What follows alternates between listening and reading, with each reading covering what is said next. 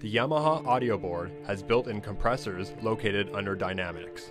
Press Comp on to initiate.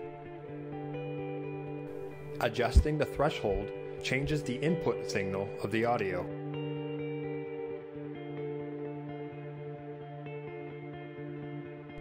The ratios changes a portion between the input and output levels. The attack is how quickly the compressor will react. Meanwhile, the release affects the length of the effect.